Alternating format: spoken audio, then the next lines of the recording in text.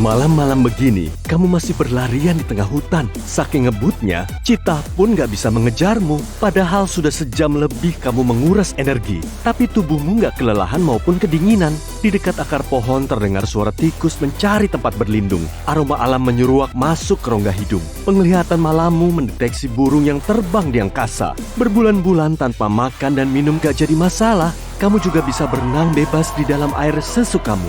Beginilah kehidupan di dunia paralel. Dan idealnya memang begitu, agar organisme di sini selalu siap sedia saat menghadapi segala situasi di alam liar. Di dunia kita, kondisinya justru lebih rumit. Dibandingkan dengan manusia purba, tubuh kita nggak begitu kuat. Kita bertahan hidup dengan beradaptasi dan mengubah lingkungan sekitar. Nah, kamu tahulah ya, gigi kita ada 32, dan saat tanggal nggak akan ada penggantinya. Tapi, di zaman modern ini, makanan kita lebih lembut dan bernutrisi. Jadi nggak perlu berlama-lama untuk mengunyahnya. Pola makan seperti ini bikin rahang mengecil dan otak makin besar. Akibatnya, nggak ada celah lagi untuk menumbuhkan 4 gigi yang terdekat dengan sendi rahang. Keempat gigi ini disebut gigi bungsu. Kemungkinan suatu hari nanti gigi kita cuma ada 28. Saat ini pun, 35% manusia sudah nggak punya gigi bungsu.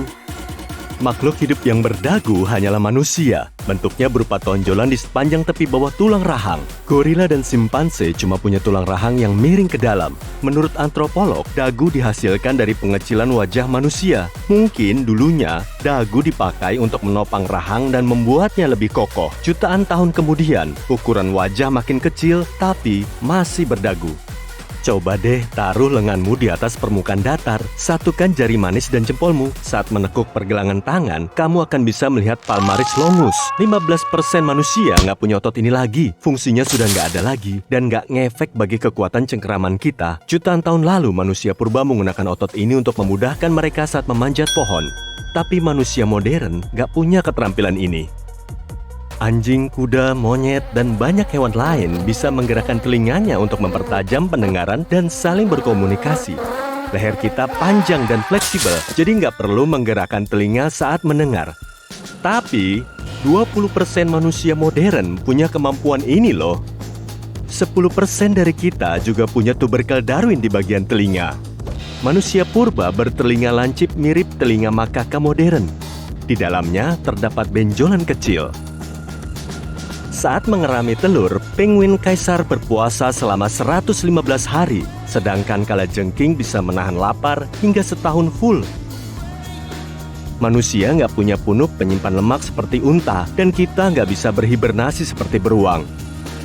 Nenek moyang kita harus bangun setiap pagi untuk mencari makan. Tentu hal ini sulit dilakukan, apalagi zaman dulu gak ada supermarket ya kan? Mereka harus masuk ke tengah hutan atau berlari di padang luas untuk berburu.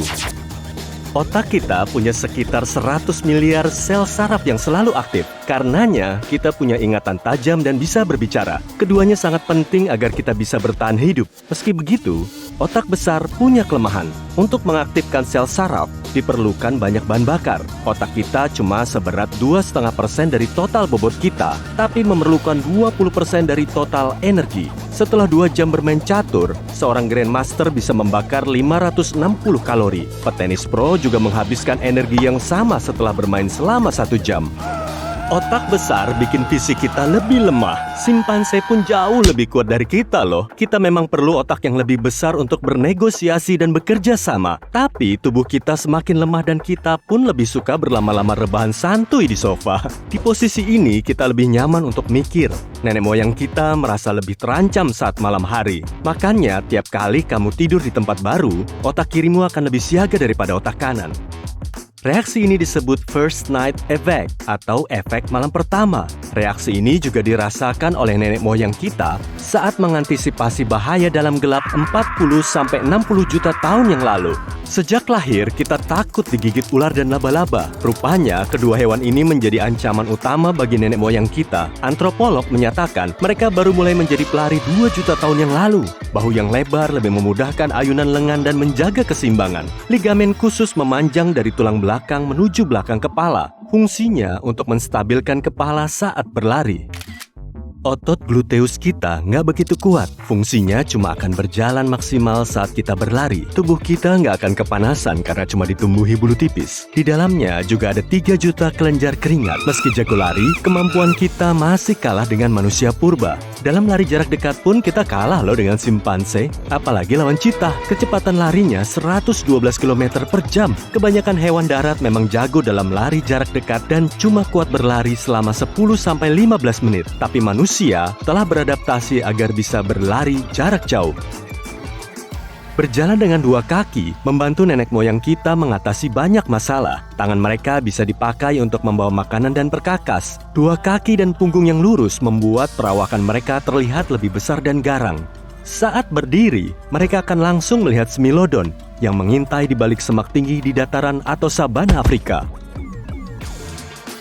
Berat badanmu ditopang oleh 2 kaki, dan saat berjalan kamu juga bisa tersandung, lalu jatuh dan terluka. Lalu, kenapa ya kita perlu jari kaki? Tentunya bukan untuk dibenturkan ke kaki meja. Jari kaki membantu nenek moyang kita berpegangan di dahan pohon saat mereka mencari makan. Kamu pernah bayangin nggak, kakimu bisa kamu pakai untuk ngetik, ngegambar, atau masak? Pasti seru ya, tapi bukan itu fungsinya. Meski begitu, kaki kita tetap fleksibel kok. Mungkin kaki kita perlu dipasang tapak kuda ya. Menurutmu gimana? Alas kaki kita bisa lebih awet tuh, jadi nggak perlu gonta-ganti sepatu kan? Tapi sayangnya, kaki kita nggak sekuat itu. Di tiap kaki terdapat 26 tulang. Semua tulang ini nggak bikin gerak kita lebih aman. Nonton film kurang afdol kan ya tanpa ditemani popcorn? Untuk melewatkan 2 jam nontonmu, kamu mulai menikmati popcornmu. Tapi tiba-tiba kamu malah tersedak, batuk, dan air mata yang keluar gak juga berhenti.